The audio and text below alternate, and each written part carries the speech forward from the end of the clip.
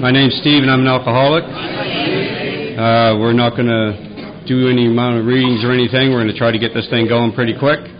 So I've asked everybody to stand, and we'll say the Serenity Prayer.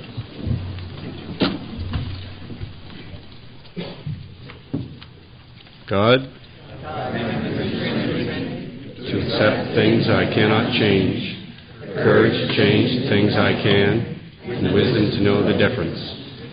If you have any cell phones, we ask that you please turn them off. And if you have the urge to talk to the person beside you during the meeting, we ask that you please do that outside so you're not disrupting the people around you. And we're just going to hand this over to the two brothers. Hey, y'all. Well, now. Morning. It always freaks me out when anybody shows up to these things. We've been doing these things for years, and it's just amazing. I just like... lay in the rack or go to that stinking meeting. Lay in the rack or go to that stinking meeting. And I'm always going to pick lay in the rack. I'm telling you right now, I just can't. God bless you, man.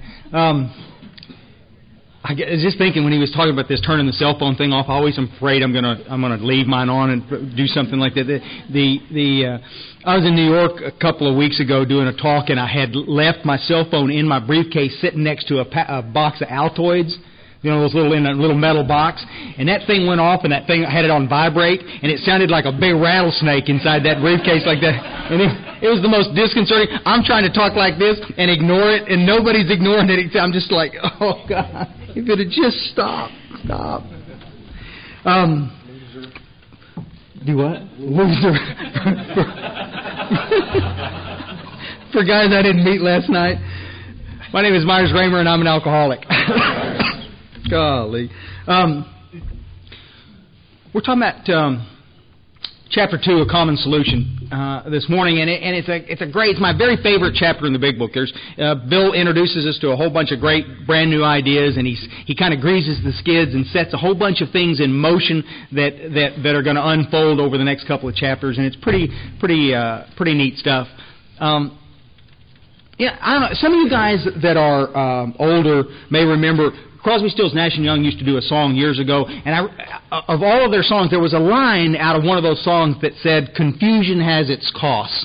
And I remember, it's funny, I was talking about this in Sweden one time, and this Swedish guy walked up to me afterwards, and he said, "Yeah, that's from such and such a song and such a disc and such," and I went, how do you know these things? I mean, I lived it and I don't know these things, but he knew it.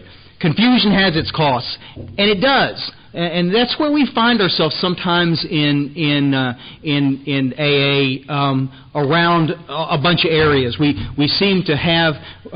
It's not that we don't care, because I think that we do care.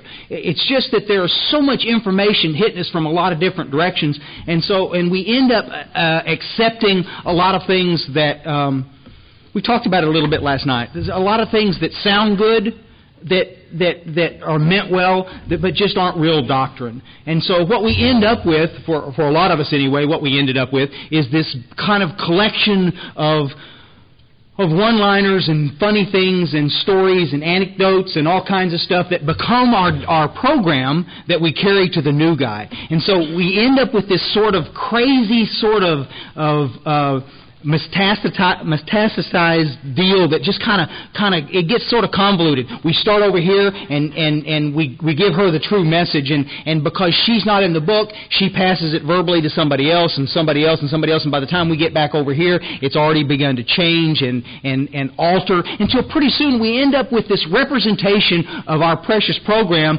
that bears little resemblance to what Bill and Bob in the first 100 intended for us to get. And that's the reason why I got kind of excited about the idea of this chapter, the way it sets itself up in A Common Solution. If you got your book, we'll look at this thing, and I'm going to cover a couple of things, and then Chris is going to get into the meat of the back end of this thing. But it's interesting because they're asking us to take a gander at this idea, this concept. Most of us only got so far as to recognize the fact that we were all drunks in the room. That we were just a collection of drunks, and that was enough to hold us together. And yet, at the bottom of this thing, the feeling of having shared in a common peril is one element in the powerful cement which binds us. We all know that. But that in itself would never have held us together as we are now joined. The tremendous fact is that every one of us is that we have discovered a common solution. And so the goal, guys and gals, would be if we could identify the common solution and then let go of the old ideas. So let's take one little side road before we get back into this chapter, okay? This idea that perhaps we could actually let go of some old ideas. First, you'd have to recognize the fact that the old ideas may be harming you, that may be not doing what you think they're doing. And that's real tough for a lot of us. This was the hardest thing for me to do, guys. This was the hardest. Once I got into the Big Book and started studying it, 7 years sober, this was the hardest thing that I had to do, was gently set aside all the stuff that I thought that I knew about this program and then began to formulate a new baseline that everything else would be sifted through.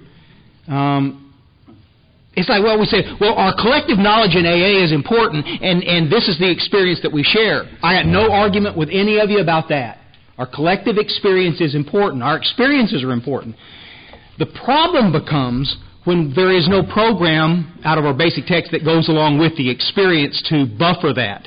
Let me give you an example. I had this lady that I absolutely adored in AA that used to talk from the podium all the time or in a meeting. She used to talk about how she got sober in AA by practicing yoga.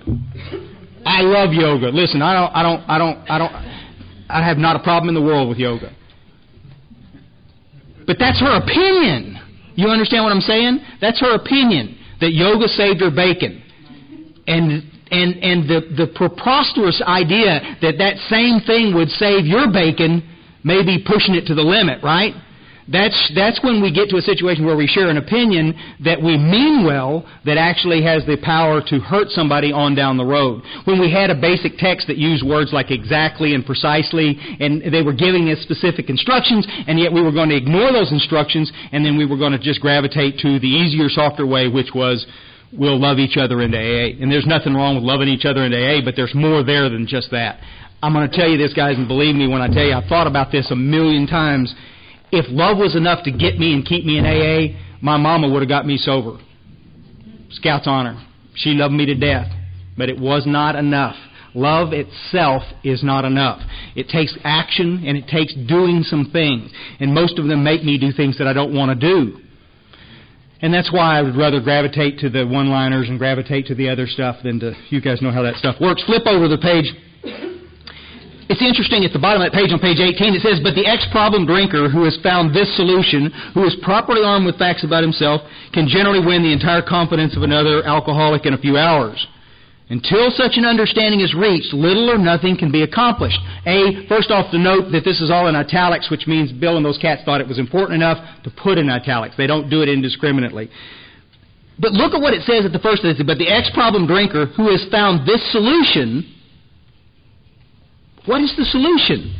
That there was a way to get from A to B. That there was a way to recover. That's what they're talking about. And that was what the book outlined, was how to do this.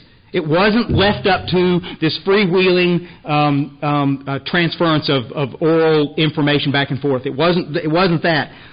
Who is properly armed with facts about himself can generally win the entire confidence. And you guys know and understand this exactly. How many times have we faced therapy and had no effect at all? And then we sit in a meeting and there's some crusty old guy there scratching his rear end and talking, and all of a sudden you go, holy cow, what did that old dude just say? And all of a sudden we connect and we know, here's a man that understands my condition on a level that no other man has ever been able to connect. This is powerful stuff. And this goes along the same line of some of the stuff that we were talking about last night. Somebody said one time, he said, I questioned his judgment why he said it in the first place, but he said, Myers, I want to talk just like you. And I remember thinking, why would you want to do that? Why? I know where he was coming from. I know what he was trying to say. But the point is that God put each and every one of us in a particular place here as men and women, as recovered alcoholics, with the unique ability to reach somebody else in a room. And it's an amazing, amazing thing. Have you ever been in a situation where you were in a meeting and you had shared something and you thought, yeah, they dug what I said, like this. And you're thinking, there's some little guy eyeballing you across the room, and he's kind of looking at you, and you think, as soon as I get done, he's going to come up here and he's going to ask me to sponsor him. I've been in this situation a dozen times that I can remember. And I'm sitting there like this going, yep, he'll be here in a minute, like this. And and he does. He's heading this direction. I go, see, I told you, like this. And he just kind of pushes me out of the way, and he walks around there, and he starts talking to this little knucklehead behind me. And I'm going, what he said wasn't pissy at all. Matter of fact, I thought it was sort of lame-o. And he's just like, you see what I'm saying? But it's like each of us, that's the reason why each one of us needs to be in that meeting there trying to help somebody. That's the reason why nobody gets off without the responsibility of helping somebody else. And that's the reason why I'm often amazed at the little guy that comes in that's the most timid, that's the most beat up, the quietest woman in the room. If you can get her off her butt, and if you can get her heading in the right direction, doing the right work, she can get free and clear of everything that held her back for generations, and she can kick some major AA butt. And I've seen it until it's an amazing miracle, and you see it all the time. And it's also the part that keeps this thing so exciting. It's the stuff that keeps me coming back day by day by day to see these kinds of miracles. Top page 19 is one of my very, very favorite. If you've ever sponsored anybody, this needs to be in your arsenal of go-to paragraphs, because I promise you, you'll be faced with it all the time. None of us makes a sole vocation of this work, nor do we think its effectiveness would be increased if we did. We feel that elimination of our drinking is but a beginning, period. A much more important demonstration of our principles lies before us in our respective homes, occupations, and affairs. Let me ask you guys a question. How many of you guys have ever left an AA meeting feeling like you were a spiritual giant, a guru in your own mind, right? And then you get home and you step over the threshold and there's some book bags in the doorway, or somebody left a bunch of big old clod of shoes laying there like this, and all of a sudden you're stirred up and agitated, and by the time you get to the back bedroom, you're looking for somebody to kill, right? See, it's not just me. It is you too.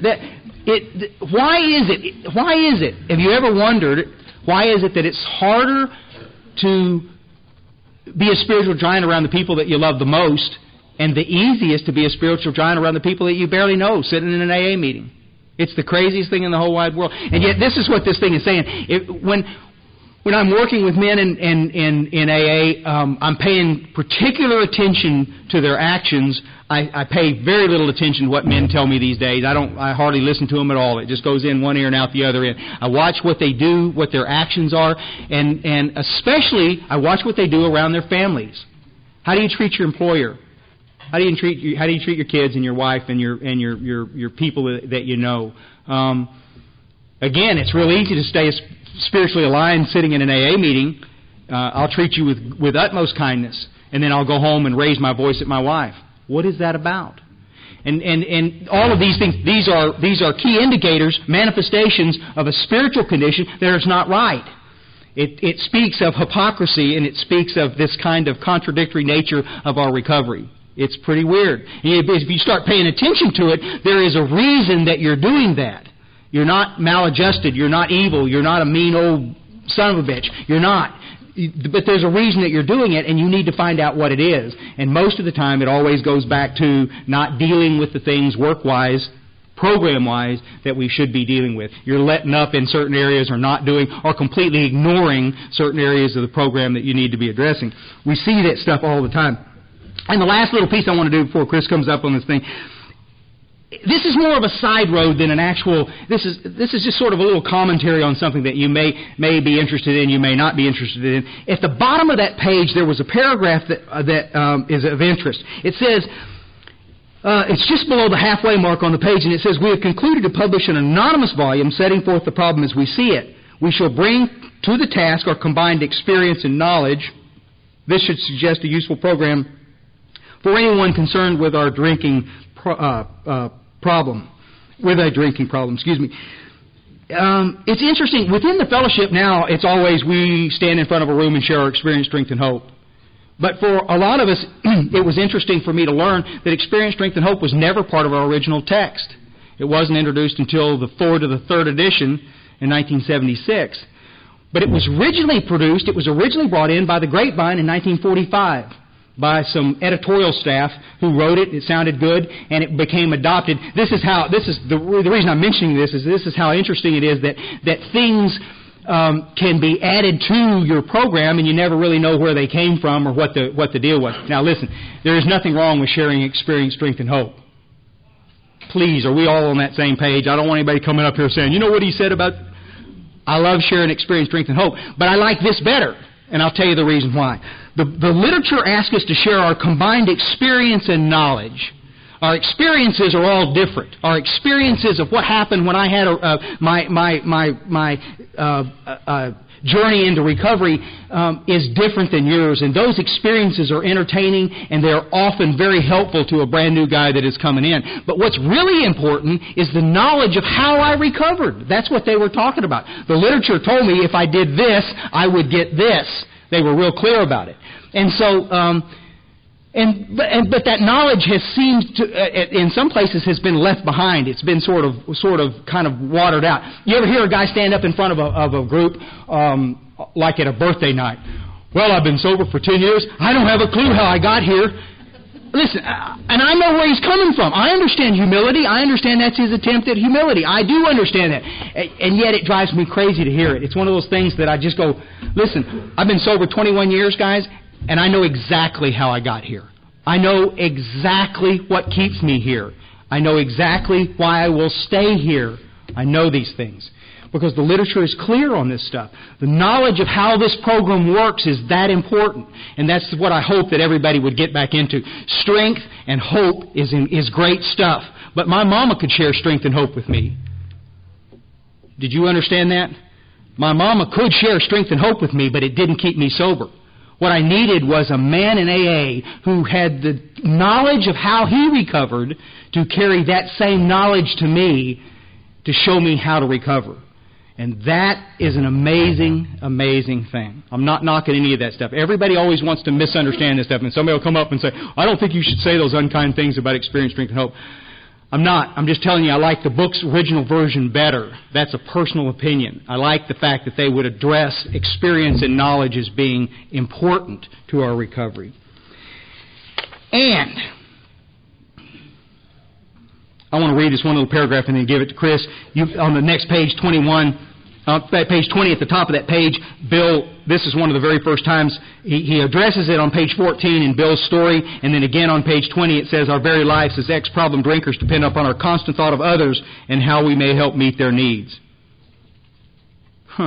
It always amazes me how clear he is on the deal.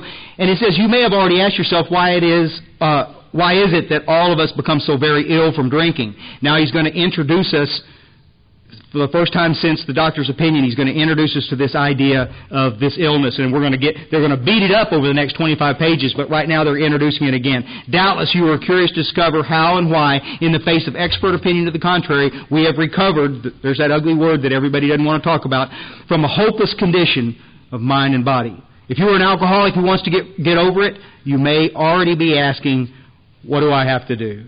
There's classic poetic Bill Wilson. He paints a rhetorical picture, and then he gives you the information that answers what it was he just asked. It's just and he'll do it again 50 times before the page 164. That same literary license that he takes in his stuff. He'll paint you a word picture of a situation. He'll paint the drunk at his worst, and then he'll paint some solution. Then he'll paint it again, and he'll repeat it over and over again until by the time we're done with it, we kind of go, oh. Now I get it. Now I get it. Good stuff, man. Thanks, Chris.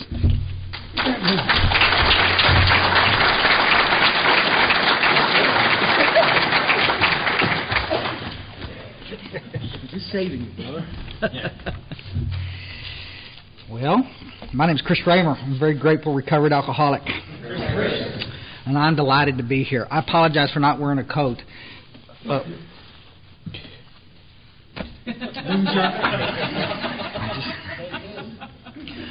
I have one. I'm speaking tonight, and I'm not going to mess it up doing this. My wardrobe's a little shallow this trip. Who knew it was going to be freezing up here? I mean, this is gorgeous up here. I got to tell you, I'm honored to be here. Thanks so much. And the chance to spend a little time talking in this chapter is pretty cool. And it's like I'm going to say tonight, I'm going to give you a little bit of my story. Y'all don't kind of know where I come from. I'm not as messed up as Myers, and so we all get here different ways, and it's a pleasure to be here. Reader's Digest condensed knew intuitively that I had a problem with the drinking, and I had a bunch of outside issues that were complicating the things a lot. And I was in therapy for a bunch of years, eating lots of medications, and I was in and out of treatment. And I started Alcoholics Anonymous in 1980. Went to my first meeting, and the old geezer says, "Chris, you have a problem with alcohol?" And I said, "Yes." I was drunk then, and absolutely. I got a quart of beer in my pickup truck even as we speak. And he said, "Well, you're in the right room. Welcome." And that was it. That's the extent of the qualifying that was done to Chris Raymer for 7 years. And then we went around and told all the war stories that gave me pause. I said I was one of you and that I was in the right room, but I've never robbed a liquor store, and I have never had a DWI, and I don't beat my wife. And you're trying to scare me into the recovery by sharing your experience, strength, and hope, and you've got me confused because I'm not like you. And I can tell you, folks, I work in a treatment center and have for about 16 years. I do clerical work for a hospital, and I get a chance to talk to lots and lots and lots of people that come in trying to get well, and they are all in that same spot. They've all tried AA, and they get in that room and they find out that this is about Alcoholics Anonymous in this treatment center, and they're so disappointed. I can't believe I've spent this much money to go back to AA. And I'm sitting there very quietly, I can't believe you did either. But but I'm real glad you did. But you'd be amazed at how many people we talk to that all of a sudden start looking with like deer in a headlight, like, what are you talking about? Where are you getting that information? Out of the Big Book of Alcoholics Anonymous that was published in 1939. This is the big book. This is the message we're supposed to carry. But you see, everybody, there's a big website started up here in Canada that takes the shots at some of us little thumper guys. We were talking about it last night. Oh, it's a cult. If you're any of you guys, I saw you making a note in your book. Do you realize that now you're a part of the cult because you did that? I was like, oh my gosh, I've been a part of this cult for years now. 21 years I've been sober, and it's like it freaks me out, the shots that we take because we're coming out of the book. And you want to feel some resistance in a room? Introduce yourself as a person who has recovered, like the book tells you to do. You with us? Oh, my counselor in treatment said we'll always be recovering. Your counselor in treatment probably wasn't even a real alcoholic. But he's going to share this little piece of information with you, and then it's going to water the message down even further. You follow? Why do we have so many young people that don't want to get sober in our fellowship? Why do you want to be a part of a fellowship where every day you have to get up and admit you're sick? See, I haven't obsessed about alcohol in 21 years. That's a pretty good, cool thing. I can share some hope with my little brother James. Stay on the path so that you can stay with us. You with us? But it's going to offend somebody. Could I get sick again tomorrow? You bet. If I stop doing the work, the book tells me that. But guys, the miracle of this is that you can get taken to a place pretty quick where the obsession to use goes away. And we have some power left over to deal with all that external stuff. And what Bill Wilson's tried to do in these first couple of chapters, especially in this one we're talking about here, he's trying to differentiate the difference between a hard drinker and a real alcoholic. And again, people get...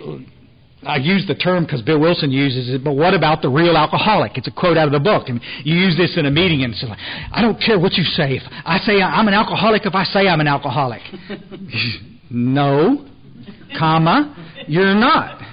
You can call yourself a duck if you want to, but it doesn't mean you're a duck. If you say you're a member of Alcoholics Anonymous, the traditions say you can be a member. But I'm bummed. Y'all down with that? Come on with us. We're good with that. Anybody, as far as that can. But we have a responsibility to qualify you, and it's one of the main things in Alcoholics Anonymous that we don't do anymore worth a poot. We're so busy worrying about membership and literature sales. Come. Well, I'm not sure I'm an alcoholic. Come anyway. It's okay. You'll find out if you are. Instead of stop at the door. Let's sit down, get a cup of coffee, and find out once and for all. Are you really one of us or not? Alcoholism, guys, is a fatal progressive illness. It is nasty as can be. You're either going to end up in an institution or dead if you're one of us. And yet everybody says that, but nobody really believes it. How do we know that? Listen to the people water the message down. Take your time to work the steps. Easy does it. All you need to do is go to meetings for a year. More meetings, that's what you need to do. Excuse me? If you truly understood the fatality of this, the fatal nature of this disease, would you be telling somebody just to keep coming back to a bunch of meetings? I don't think so. You'd be sitting down and qualifying them and getting them through the work so they could get well. All of the cats in early AA did the steps quick, folks. Anybody that's taken their time to do the steps have been misinformed. See, here's the deal. If you wanna just... There's two reasons that you're not going to get this. One, if you don't believe you're one of us, then you won't do the work. The other reason is if nobody tells you what to do in order to get well. Make sense? So I have a responsibility as a recovered alcoholic when I go to meetings or guys I'm sponsoring or working with to make sure that you understand what the solution is. And then you can either do it or not do it. Make sense? Turn to the bottom of page 21. Bottom of page 20. Moderate drinkers have little trouble in giving it up entirely if they have good reason for it. They can take it or leave it alone. You with us? I don't think we got a moderate anybody in here. Maybe. Then we have a certain type of hard drinker. Bill Wilson's trying to separate this up a little bit. Certain type of hard drinker. He may have the habit badly enough to gradually impair himself physically and mentally. It may cause him to die a few years before his time. But here's the kicker. But if a sufficient strong reason comes along, ill health, falling in love, change of an environment, or warning from a doctor, if any of this becomes operative, this man or woman can stop or moderate, although he may find it difficult and troublesome and may even need medical attention. You with us? World is full of hard drinkers. Given sufficient reason, they can quit. Our judicial system in the United States is built on this. If I can punish you enough, hard enough, long enough, one day you'll wake up and say, damn, I don't want to do that anymore, and you'll have the power to not do it. But the real alcoholic, jails are full of us. It says in the next paragraph, but what about the real alcoholic, the real McCoy? He may start off as a moderate drinker, he may or may not become a continuous hard drinker, but at some stage of his career, he begins to lose all control of his drinking once he starts. You follow? I want to show you something real quick. You probably can't see it from the very back, but you guys in the good, expensive seats up here in front can see them.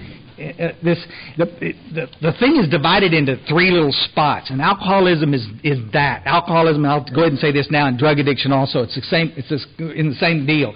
Alcoholism is genetic in nature. The jury's in, folks. I mean, I work for a hospital, and we study this stuff. I mean, we're cutting edge stuff. It's genetic in nature. Alcoholism is not causal. There's nothing out there that causes you to be an alcoholic. It can exacerbate it. Oh my gosh, some of you guys have been traumatized, and it sure made it worse, and it sure made it tougher for you, but it didn't cause it. That'll cause you to be a hard drinker. You can do some good therapy on that and then get out the other side and be okay. But the real alcoholic, the cat that's genetically predisposed, small percentage in the United States, but the studies are in. I mean, this is pretty much conclusive stuff. Genetics plays a huge part in this. Your ethnic background plays a huge part in it. If you happen to be... you look at the Asian population, there's like very few Asian alcoholics. You'll see some, but statistically very few. You look at North American Indians, if you have any Indian blood in you, welcome to Alcoholics Anonymous. It has nothing to do with anything other than the genetic predisposition. Y'all make sense? I got my father's bad back and his... stunning good looks and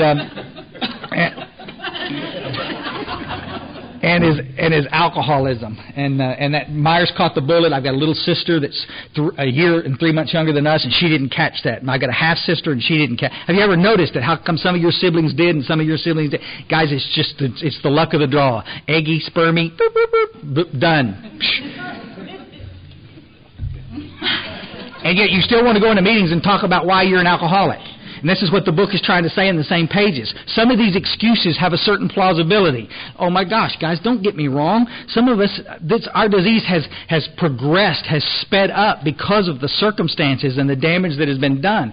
But here's what ties us together. You look around this room. We got some drop-dead, gorgeous people in this room.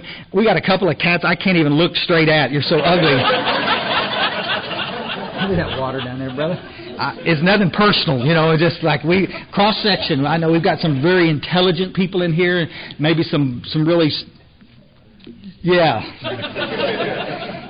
cross-section of humanity in here, guys. But the thing that ties us together, this is what Myers was alluding to last night. We have a tendency to want to compartmentalize everybody. We got the gay people over here. We got the kids over here. We got the Vietnam vets over here. We got the people that were molested over here. But we need to understand that the disease doesn't give a rat's butt about all that other stuff. The thing that ties us together, the common problem that the book talks about, is the same in every single solitary one of us.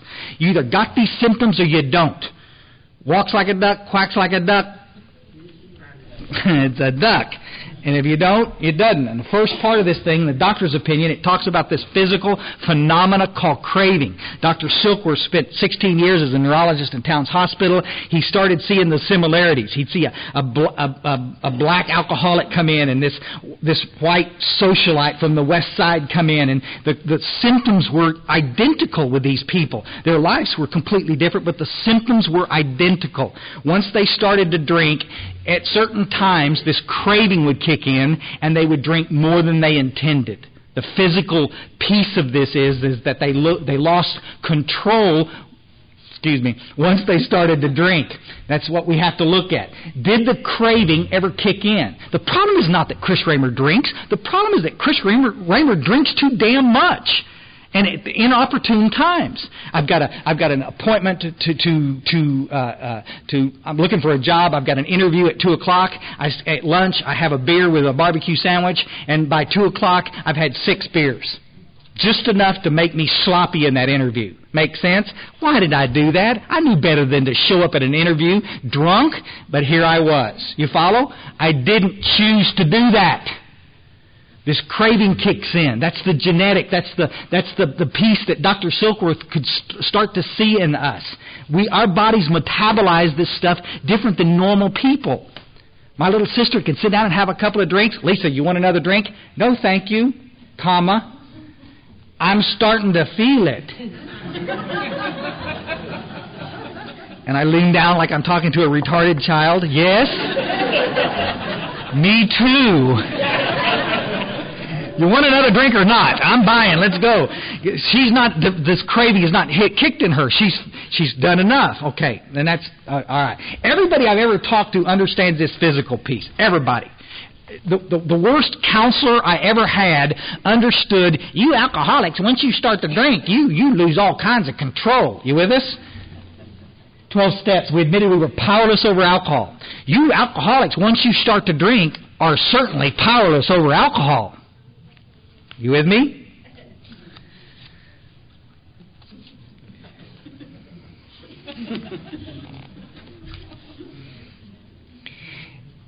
These observations would be academic and pointless of our friend, top of page 23. Never took the first drink, thereby setting the terrible cycle in motion. Therefore, the main problem of the alcoholic centers in his mind rather than his body. If you ask him why he started on the last bender, the chances are he's going to offer you any one of 100 alibis. Sometimes these excuses have a certain plausibility, but none of them really make sense in the light the havoc the alcoholic drinking bouts creates. You'll follow? What he's saying is, okay, so we got this physical allergy. That's a given. We're going to look at that. But you know what treats the physical allergy? It's called detox. All you got to do to treat the physical piece is not drink. Even that crappy little book called Living Sober got that straight. Oh, I know some of y'all like that book. Listen, if you've got it, just go home, take it off the bookshelf, go out in the backyard, burn it. Don't read it. Burn it. I'm not going to take time to talk about it now. Because this is ludicrous. This is idea. These counselors are telling me the same thing. I mean, this took me to the brink of a suicide attempt in 1987. You know, if you really don't want to drink, then just don't drink. Like 1 minute at a time. Just don't drink. I understand it, but what the book is trying to tell me now, turn the page. This is what we call the mean page, page 24. You'd be surprised how many people in Alcoholics Anonymous have never read this page. Page 24, italicized writing, just like Myers was saying, kind of important, that first real paragraph. The fact is that most alcoholics, for reasons yet obscure, have lost the power of choice in drink. Our so-called willpower becomes practically non-existent. We are unable at certain times to bring into our consciousness with sufficient force the memory and suffering and humiliation of even a week or a month ago. We are without defense against the first drink. The almost certain consequences that follow taking even a glass of beer do not crowd in our mind to deter us. If these thoughts occur, they are hazy and rarely supplanted with the old threadbare idea that this time we're going to handle ourselves like other people. There is a complete failure of the kind of defense that keeps one from putting his hand on a hot stove. You with us? This is what it's saying here now, guys. Up to page 23, we're talking about what happens to us when we put this stuff in our system. Now we're talking about what happens when it's out of our system. If alcohol was the problem, then treatment centers would crank out 100% success rates. We certainly don't. Because the alcohol is not the problem. Alcoholism is the problem. It's my mind that tells me 2 weeks out that you can put it back in your system is what kills alcoholics. And it's amazing to me how many people out there in the world, especially speaking from podiums, especially working in the industry, that don't understand that. There's an old geezer, 30 years sober in Houston, Texas, and he still, when he shares in meetings, he says it every time. And I just lay my head down every time he does. 30 years sober, he says, I got up this morning and chose not to drink. Some of y'all in this room, I guarantee you, are saying it. If you can do that, then you're not an alcoholic. If you can choose to not do it and make it stick, then what you have is a behavioral problem, and you've managed to get past it. Some of you are grinding your teeth. I don't care. I'm telling you exactly what this is about. The tension that you feel in the room is about this idea that this really is a death sentence. I wish that Oprah understood that. I wish Dr. Phil understood that. I wish your Glenn Beck would understand. What's the matter with these celebrities? Why don't they just choose not to drink? I do. No shit. Get out of here. When I was eating out of dumpsters in 1976 in Houston, Texas, all I had to do was choose not to drink? Who knew? My friend DJ says it best. He says, at what point does I change my mind qualify for insanity? Make sense? You continue to change your mind. You promise someone that you love that you're not going to do it, and you mean it. And you think you've got the power to not do it. This is what the book is trying to say in this chapter. There's a small percentage of us that can't not do it. I can stop for short periods of time, and then my head tells me, they talk about the insanity, the mental piece says, you can drink, but not like you did last time. This time you're just going to have one. You'll follow the experiment. Or this is what we're seeing all over the country now in the United States. This time what we're saying is, I'm not going to drink that anymore. I know I can't drink, but I can still eat pills. Because they're doctor prescribed. And then the craving kicks in, and we're off to the stupid races again. Make sense? Yeah. Third piece of that deal that nobody ever wants to talk about is the spiritual malady, and Bill Wilson continues to allude to it in here. This internal discomfort, it's what causes alcoholics and addicts to self-destruct. Alcohol is not the problem, it's the solution. Y'all down with that? I've never heard a speaker yet get up from the podium and didn't talk about how great alcohol made them feel. And that's exactly what we all understand, and that's what the counselors and therapists, the people that aren't one of us, don't understand. Listen, I understand that it may cause me some problems, but I also understand that I'm fixing to implode because I'm irritable, restless, and discontent, and I'm full of fear, and the depression's kicking my butt. You with me? And this low self-esteem, and the bedevilments, or page 52, are coming up and grabbing me in the butt, and I just don't like who I am. And all I got to do is take one drink, drinks which I see you taking with impunity, and now here I go again. And now the craving kicks in, and I'm off to the stupid races. It's a death sentence, folks. Everybody, family members, when they come to the hospital, they're all waiting. When's she going to hit her bottom? You'll follow? Listen, And this is what y'all need to hear, what we're trying to do. If you read this information in this chapter, you're going to start feeling some tension in your gut. That's the bottom you're going to hit. What we need to do, Cliff, Myers' sponsor, talks about it. We need to give you cats a case of alcoholism. Your little new protege that thinks he might be one of us, we got to give them a case of alcoholism because they think they got a case of drinking too damn much. They got a problem with the drink. And you got to show them that they don't have. They're waiting for their external world. You see the little guy over here? I got the little X's. It's a little issue man. I got little buttons sometimes. I bring them around. Little issue man. And everybody believes that the outside, if the outside would get better, I'd do okay. How many of y'all have done that? Try to change your outside. If we can just get out of Texas, that was my big experiment. Texas, everybody in Texas is alcoholic. I'm going to move someplace where nobody drinks. I moved to Atlanta, Georgia. Oh my gosh, it was a horrible mistake. They actually don't sell booze on Sundays. I didn't stay in Atlanta, Georgia very long. I can assure you that. Talking about losers. But I kept thinking if I could just change, if I could just get the right job and the right woman and the right all this other external stuff, that I'd be okay inside. And my family believes that too. You with us? And that's the frustrating part. Well, God dang, Chris, you said you wanted the restaurant, now you got it. You said you wanted the new house, and now you got it. You with us? But I'm sitting on the back thinking, God dang, I didn't really want this. You know, I mean, this is not working out the way I want. Because the problem is not external, the problem is internal. And that's why my grinder is in meetings when we spend all of our time trying to fix all of this external, and we stop worrying about what's going on inside. Make sense? It's the internal stuff. I'll never forget the first time I was at that hospital, and the lottery had just started a few years before in Texas, and we had our first lottery winner in treatment. We've had an endless supply of them since. You with us? They win the lottery thinking that's going to fix it, but if they're alcoholic, it just speeds up the process. You know, they stop drinking that damn cheap Bartlett's and James wine coolers, and now they're drinking Remy Martin. You know, but they're in treatment now. You know, and they're thinking, and I'm thinking, God dang it, I drank so many years around money. You know, if I just had money, I just had all the bills paid, I wouldn't have to drink so much, believing that would fix the problem. Then you get the money and you realize that that's not the problem. You know, it's the internal stuff that's got to be treated. And that's why Bill Wilson, if we can get the guys to understand the diagnoses of alcoholism, true alcoholism, then you don't have a choice. Then it's just like, okay, well, what's the solution? Go on to the bitter end, or have the spiritual experience. Seek the power.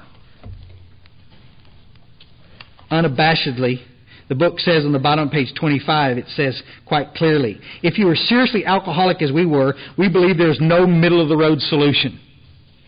What's middle-of-the-road solution? Anything that's not in this book. You make sense? I'm not. You can add any of that other stuff to your program you want to, but don't leave this out. Why is it that the last thing that we ever consider doing is working these 12 steps? You got a guy in Toronto, my first trip to Toronto, looked me dead straight in the face and says, we believe that everybody needs to come to meetings for a year, and at the end of a year, then possibly, perhaps, if you want to, you can find somebody to take you through the steps.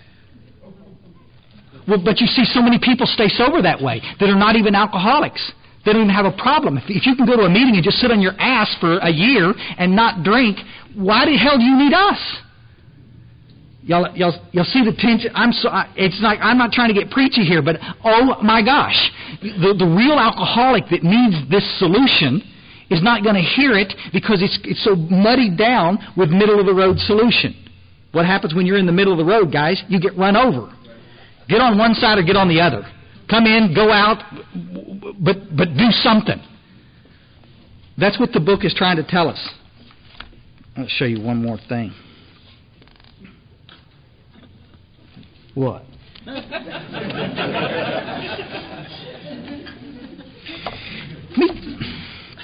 We got so absolutely afraid.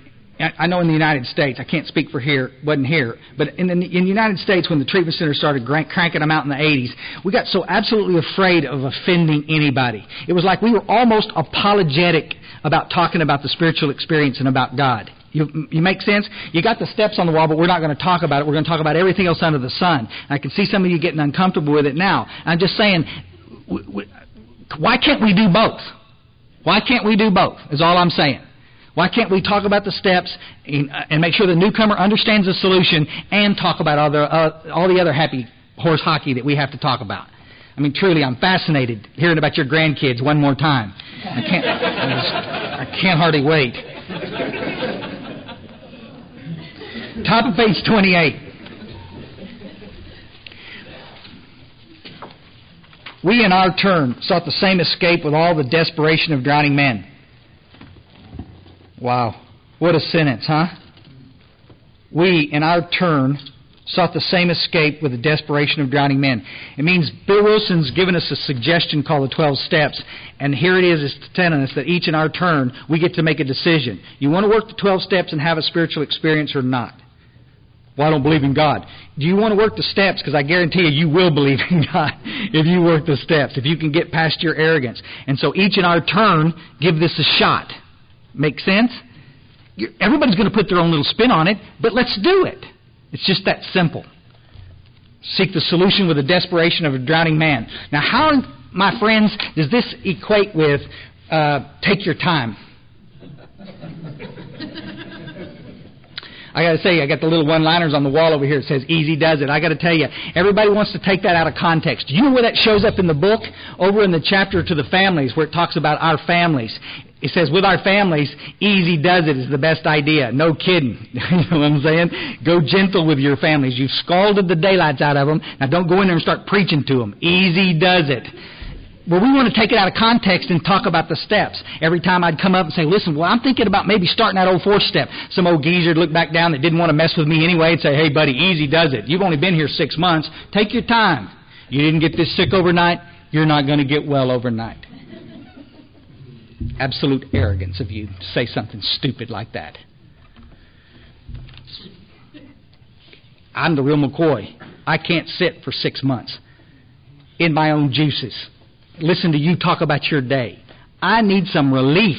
I need some power. That's what we're going to talk about tonight, guys, in my story. That's exactly what this is about. Find somebody to help you do this work. Last page in there it says, further on, clear-cut directions are given showing how we recovered. Maybe I misread that. Let me look at that again. Maybe I missed these glasses. God. Further on, clear-cut directions are given showing how we recovered. Man.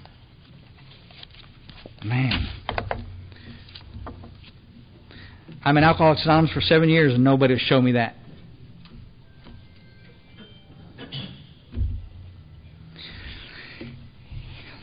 Let me say this real quick. We'll let you guys run. In the front of the books, anybody got a Canadian book? Anything published here? No? Circle triangle in the front. I don't remember if y'all's got y'all's pulled out or not. But we had a circle triangle in the front of the book on the title page where it says you can recover it. That's the one right there, baby. Let me have one. Yeah. This is the 3rd edition. No wonder. Geez. Thanks. I appreciate that. Is that for me? I appreciate that. This is on the title page. It says the story of many thousands of people have recovered from alcoholism. And there's a circle and triangle there that talks about it. And it says right there, it says unity, service, and recovery. And there's little 3 parts there, the same thing. Body, mind, spirit, unity, service, and recovery. And if you're in all 3 parts of that program, working a program, carrying the message, you're with us in the service piece, and then the unity. You're going to meetings, and you're a part of this. You're going to stay sober. And that's what we're seeing time and time and time again with these cats. It's not how bad you are, whether you're going to get sober or not. It's who does the work. And I guarantee you that it was so clearly painted to me when I started working at this hospital. I thought the Catholic could pay the kind of money that our hospital's an expensive place. And you come to this hospital, I figured for this kind of money, surely you're going to stay sober. You follow? I mean, the free stuff, I understand. It didn't cost you anything. What the hell? You can try it again later. But here you go. And then I thought the doctor that came in that was going to have his license revoked if he didn't get sober, I thought, well, surely, I mean, this guy's got his livelihood. He's going to have to start driving an old beat-up Nissan like me instead of a Mercedes, for heaven's sakes. He's going to stay sober. Couldn't stay sober because they simply refused to do the work. You follow? Our fellowships, I'll tell you this, are riddled with people that are hard drinkers who don't have to do the work. And they are welcome and they are loved in our fellowship, and we appreciate them being here. But if you're a newcomer and you want to get sober, don't compare yourself to the person sitting next to you thinking that you're exactly the same without asking some specific questions. And I realize that's really controversial to ask, but you know, if somebody, I needed a spiritual experience, and when I had one, it blew me out of the water. That's what we're going to talk about tonight. This chapter is crystal clear, and it wants to paint a picture. 3 places in the book, Bill Wilson tries to explain the different types of drinkers. He wants us all to understand, and this is for the real McCoy, folks. Let's don't water the message down so as it makes you feel better. It might kill the real McCoy that can't get well any other way. The steps are not an option. The spiritual experience is not an option if you're the real McCoy. Make sense? I sure am glad to be here. Thank you so much for letting us come.